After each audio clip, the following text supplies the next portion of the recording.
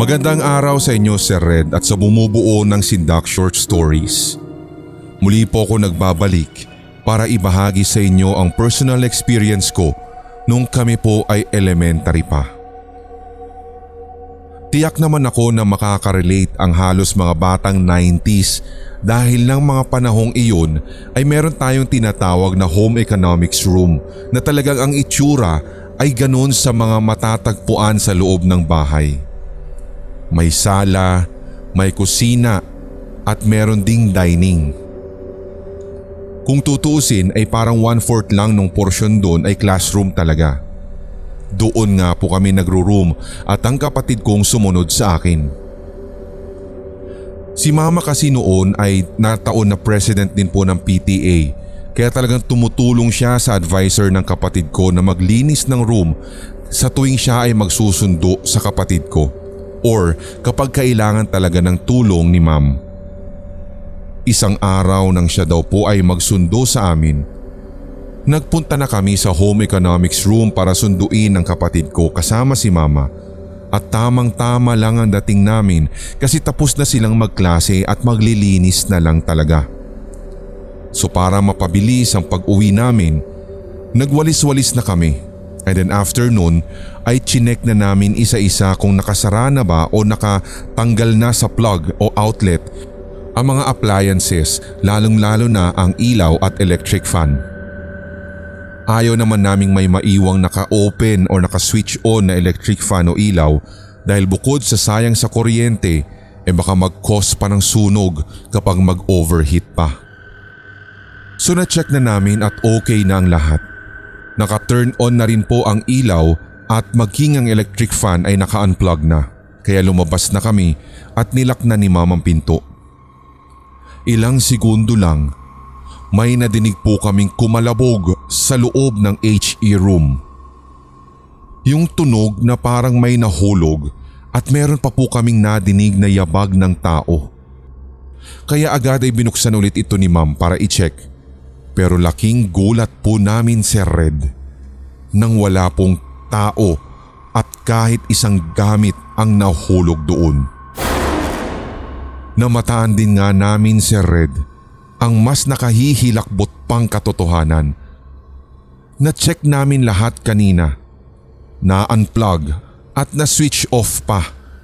Pero laking gulat talaga namin nang makitang lahat ng ilaw ay nakabukas na naman.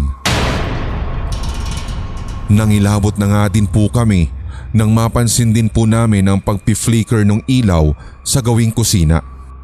Switch off na lang ulit ito ni ma'am at pagkatapos ay mabilis din siyang tumakbo papalabas at nilak na ang pinto ng HE room at lahat kami ay nagtakbuhan na pauwi.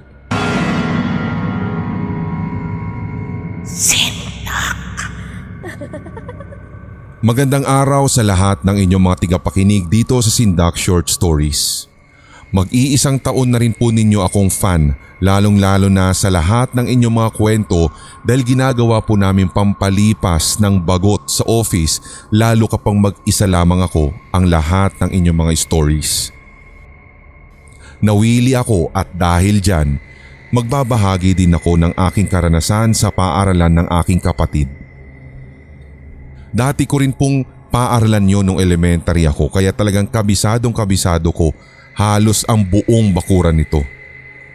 Ganon din ang mga bumabalot na kababalaghan at mga kwentong katatakutan ng ilang mga nag-aral doon. Hindi ko nga din po alam na maging kami ay makakaranas at magiging proof sa lahat ng kwentong iyon.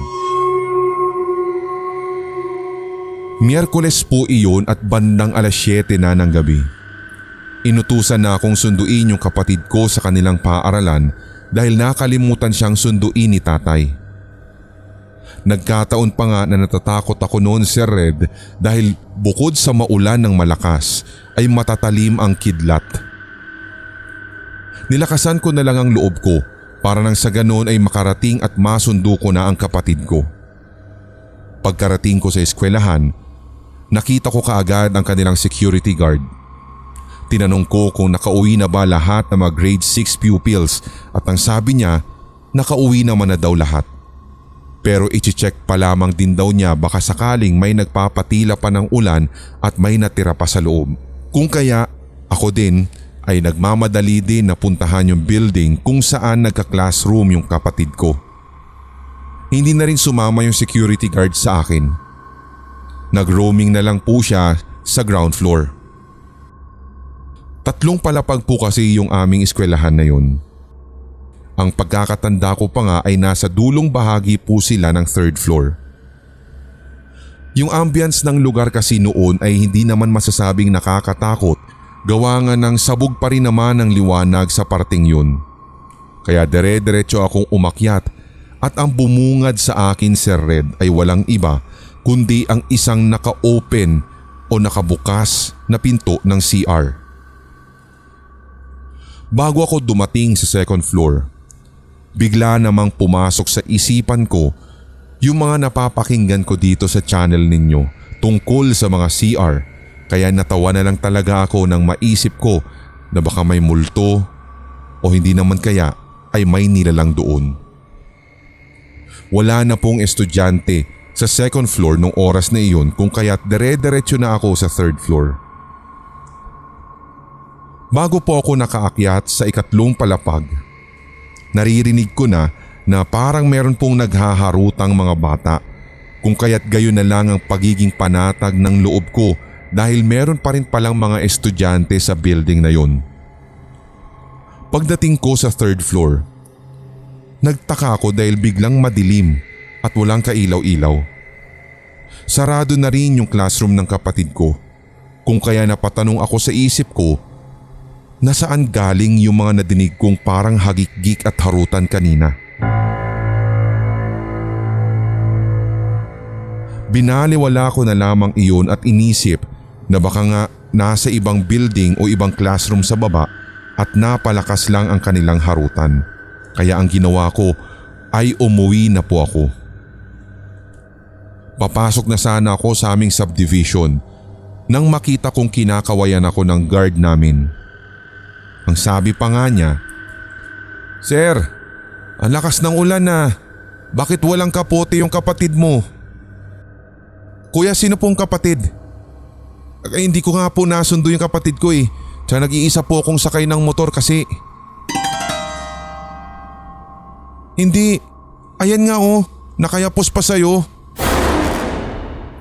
"Kuya, wag ka namang manluloko ng ganyan." Ngunit nakangiti lang ako sa kanya, pero deep inside, natakot ako. Tiningnan ko talaga yung side mirror, Sir Red, at nakita ko yung guard namin na humahabol ng tingin at papaalis ako habang nakahawak sa ulo niya.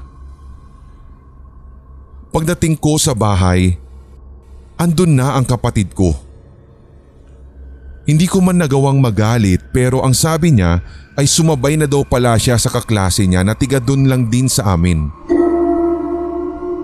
Doon ko talaga napagtanto, Sir Red, na maaaring yung sinabi ng guard ng subdivision sa akin ay totoo at meron siyang kakaibang kakayahan. Simula din noon ay hindi na rin talaga ako nagsundo sa kapatid ko lalo kapag ginagabi siya. Pakiramdam ko kasi parang lagi na akong may kasama matapos po nung gabing iyon.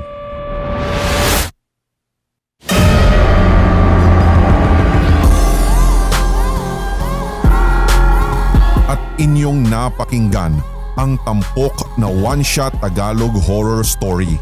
I-like, mag-comment at i-share ang episode na ito sa inyong social media, mga certified kasindak. Huwag pahuhuli sa mga bagong kwentong katatakutan dito sa ating channel, kaya pindutin na ang subscribe button at ang notification bell. Hanggang sa susunod na kwentuhan dito sa Sindak Short Stories.